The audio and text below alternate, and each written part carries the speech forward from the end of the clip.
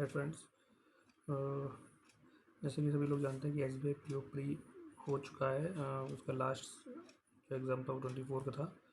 अब मेंस की प्रिपरेशन कैसे करें, क्योंकि मेंस अलग पार्ट है और काफ़ी ज़्यादा लेंदी प्रोसेस भी है मेंस का।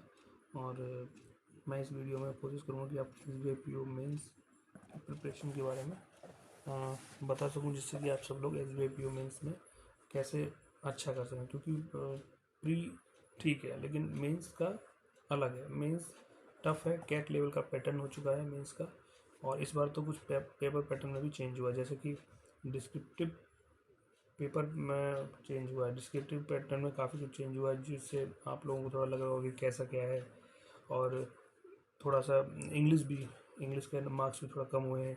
तो बाकी जीए के मार्क्स बढ़ा दिए हैं, जो जनरल अवेयरनेस हम लोग की रहती है उसका मार्क्स बढ़ा दिए हैं। तो ये पार्ट 1 है। पार्ट 2 में कुछ चीज़ें हैं, अगर आप लोगों को लगेगा कि पार्ट 2 बनाने की ज़रूरत है तो मैं पार्ट 2 बना दूंगा। ये पार्ट 1 है, तो मैं अभी आपको बताता हूँ कि क्या क्या इसमें करना है आगे।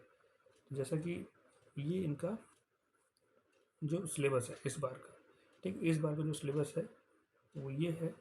और सिलेबस कुछ इस हिसाब से देखिए कि रीजनिंग रीजनिंग तो हमेशा से रही है। रीजनिंग का ठीक है, रीजनिंग आ रहा है। डीआई थोड़ा सा इसमें मार्क्स बढ़ाए गए हैं, 60 नंबर का हो गया है और 45 मिनट। जीए में मार्क्स बढ़ाए गए हैं, 60 नंबर का हो गया। तो अब आप मान के चलिए कि जब जीए में 60 नंबर का मार्क्स हुआ है तो जीए में सिर्फ अब करंट अफेयर नहीं, थोड़ा कुछ और भी पूछ सकते हैं। इंग्लिश मार्क्स कम किए गए हैं 20 नंबर का। और ये जो सबसे ज़्यादा आप लोगों को परेशान कर रहा है, ये जो section emails, report, situation analysis, presentation, बहुत कुछ खास नहीं है। बस ये है कि थोड़ा सा इन्होंने बस चीज़ों को ज़्यादा बढ़ा दिया गया है, जिससे कि आप लोगों को लग रहा होगा।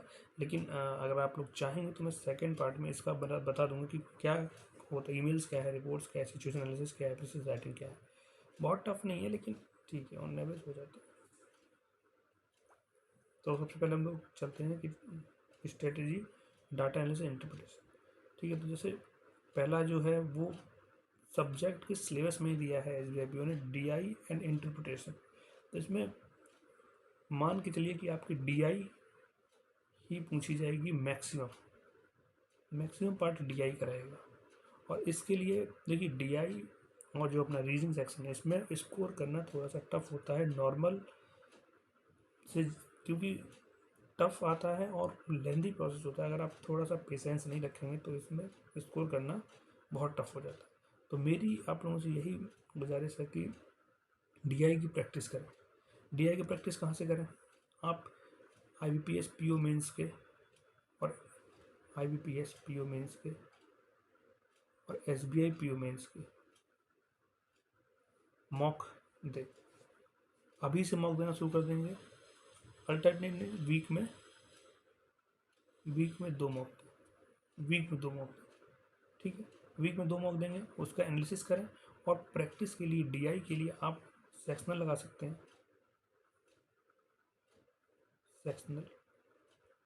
और सेक्शनल के अलावा कि आप कोई भी मॉक ओपन कर लें मेंस का, एसबीआई, आईबीपीएस का, आरआरबी का, और उन मॉक के जो डीआई सेक्शन है उसको आप लगाएं, प्रैक्टिस करें।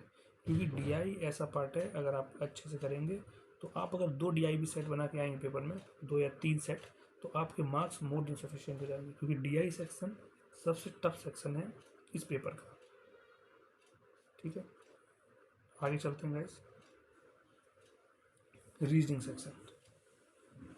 सेक्शन में पजल जो पार्ट है, पजल, ये कुछ पजल ऐसे आते हैं जो आप कर ही नहीं सकते। मतलब कितना टफ पजल आता है कि आप उसमें फंस जाएंगे तो नहीं कर सकते। डुअल पजल्स को ढूंढें। बाकी मिसलेनियस में काफ़ी कुछ होता है, जैसे क्रिटिकल रीजनिंग आती है जिसमें जिसमें क्वेश्चंस कुछ इस तरीके से आते हैं, जो हम लोग नहीं होते हैं कि ये जो क्वेश्चंस होते हैं, बता रहे हैं आपको किस तरीके से क्वेश्चंस रहता है आजकल जो होता है। हाँ, तो क्वेश्चंस हमारा रहता है कि जैसे कोर्स ऑफ एक्शंस हो गया, क्रिटिकल रीजनिंग हो गया, क्रिटिकल रीजनिंग में आ जाता है, ठीक है, डिसीजन मेकिंग हो गया, ठीक है। तो ये जो 3-4 तरीके की क्रिटिकल रीजनिंग हो गया और कोर्स ऑफ एक्शन हो गया, कोर्स ऑफ एक्शन, ठीक है, एनालिटिक एनालिटिक और डिसीजन वाला हो गया। ठीक है, ये कुछ हैं जो आप लोगों को नंबर देते हैं और ये हो सकते हैं अगर आप इनकी प्रैक्टिस करें तो, क्योंकि मिसलेनियस काफ़ी है, रीजनिंग में मिसलेनियस करने को काफ़ी होता है, तो आप कोशिश कीजिए मिसलेनियस पे फोकस कीजिए। इसकी भी सेम वही है कि आप मॉक को ओपन कर लीजिए, जो मॉक हैं आपके पास, और उनसे प्रैक्टिस करने कीजिए। सेक्शनल दीजिए, सेक्शनल भी दीजिए। ठीक है, ये रीजनिंग हो गया। रीजनिंग भी टफ रहती है, तो रीजनिंग में डुएबल पजल्स सेलेक्ट कीजिए। ऐसा नहीं कि कोई भी पजल आप सेलेक्ट कर लेंगे तो फिर आप करने से बैठ जाएंगे तो आपका टाइम चला जाएगा और आप कोई क्वेश्चन नहीं कर पाएंगे। और कोशिश कीजिए critical reasoning, course of action, analytic and decision making, ये क्वेश्चंस करने की कोशिश कीजिए। ये क्वेश्चंस कर लेंगे तो आपके 5 से 7 नंबर कहीं नहीं। और मिसलेनियस जो जिसमें इनपुट आउटपुट क्वेश्चंस होता है, डायरेक्शन डिस्टेंस होता है, ये भी क्वेश्चंस आते हैं और ये क्वेश्चंस कर सकते हैं। ठीक है, आते हैं जनरल अवेयरनेस पर। ठीक है, जनरल इस बार 60 नंबर का हो गया है, जैसे कि आप लोग जान रहे हैं।